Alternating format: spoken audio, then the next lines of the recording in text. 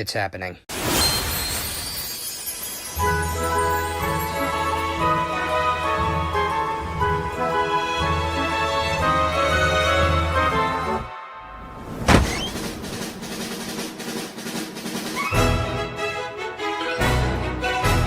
After 2 long decades, we are finally getting a remake to Super Mario RPG. And it's crazy when you think about it, because when the internet saw this, we quite literally blew up. Mario RPG, swinging! But why is the internet so obsessed over an RPG that came out almost 2 decades ago? Well, in order to understand that, join me today in my look at Super Mario RPG to really find out what made this game so special and why still, to this very day, people are still talking about it and regarding this game as not only one of the greatest RPG games ever made, but one of the greatest Mario games ever made.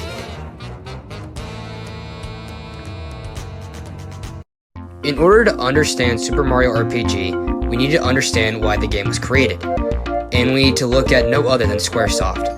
Squaresoft was very popular in the Super Nintendo's heyday. Their claim to fame was RPGs, and their hero in shining armor was the Final Fantasy series. They were very popular in Japan. However, in North America, that was a different story. With the rising success of game genres like the fighting games, platformers, and racing games in the West, RPGs became obscure, and Square had a hard time trying to get interest for their RPGs.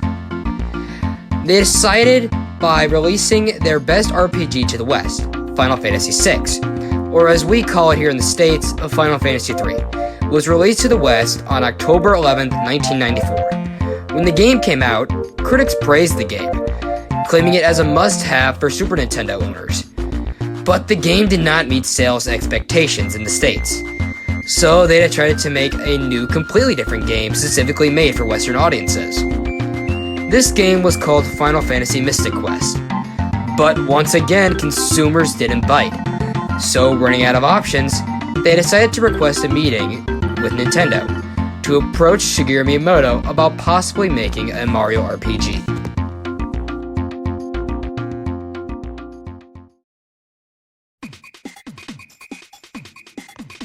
Shigeru Miyamoto was riding off the success of the Super Nintendo, with his crowning achievements being Super Mario World, A Link to the Past, and Star Fox. One day, Miyamoto was sitting at his desk, wondering about if Mario could be in other game genres. He had tried it once before with Super Mario Kart, and that became a huge success. But could he work in other games? Enter Squaresoft, to ask Nintendo if they would be interested in making a Mario RPG. Miyamoto was interested, and decided to listen to their pitch. Now, it's worth noting that Square's vision of a Mario RPG was very different to the Mario RPG that we ended up getting, and it showed in their pitch. Originally, the team showed Miyamoto a sketch of what Mario could look like in an RPG, but the sketch put a confusing face on Miyamoto. The picture in question depicted Mario riding a horse, wielding a sword and a cape. A confused Miyamoto looked at the team and said, "That's not right." Miyamoto corrected the team, saying that Mario should wield a hammer rather than a sword. This debate was reoccurring throughout the meeting, but eventually they landed on an agreement. Square would begin development, and Miyamoto would oversee the progression of the game.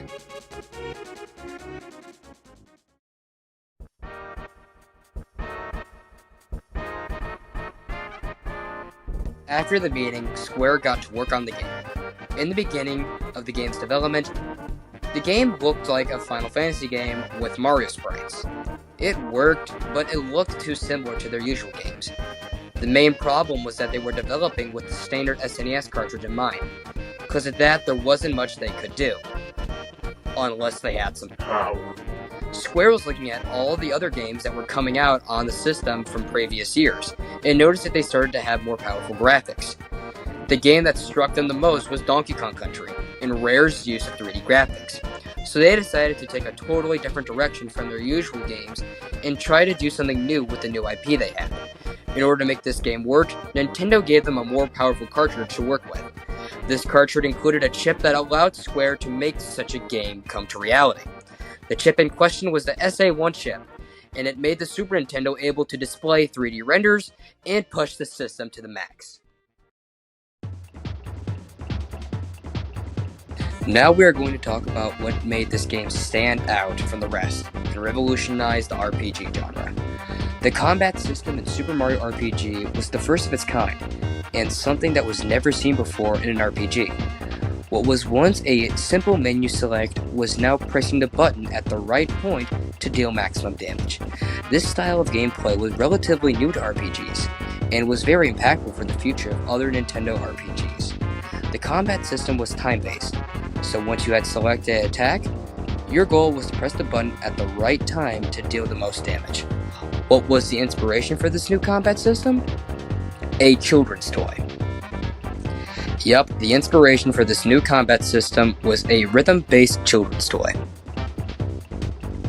Thanks, Yoshihiko. Who would have thought that such a simple children's toy would give inspiration to such an intuitive gameplay style?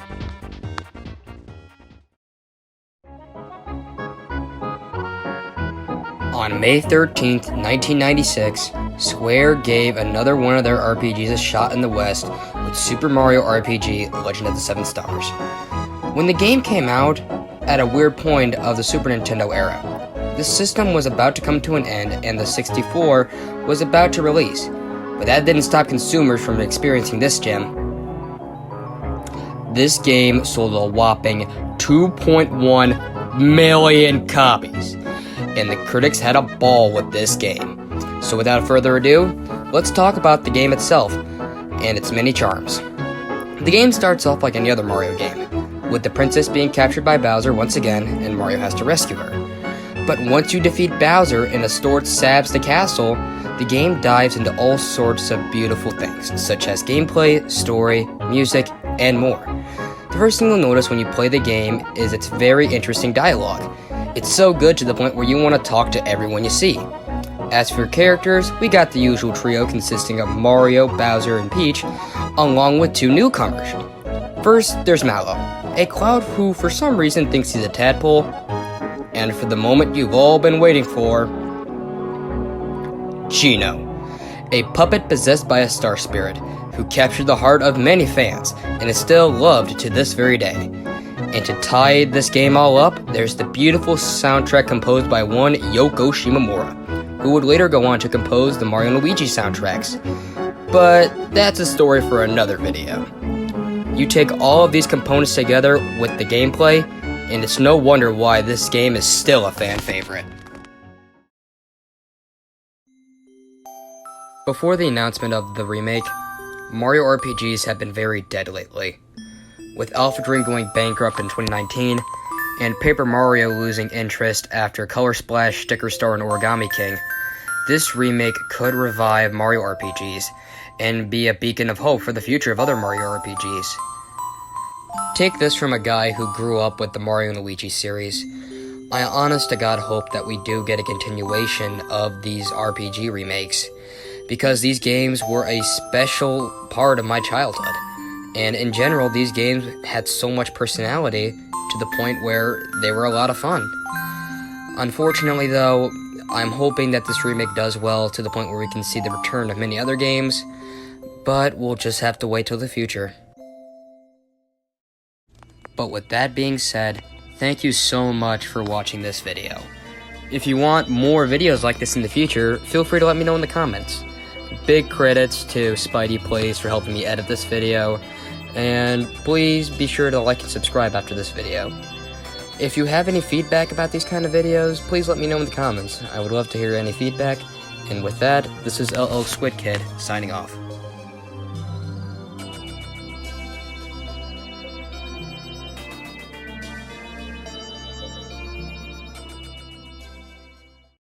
Also, if this is not in the remake, I'm not buying it.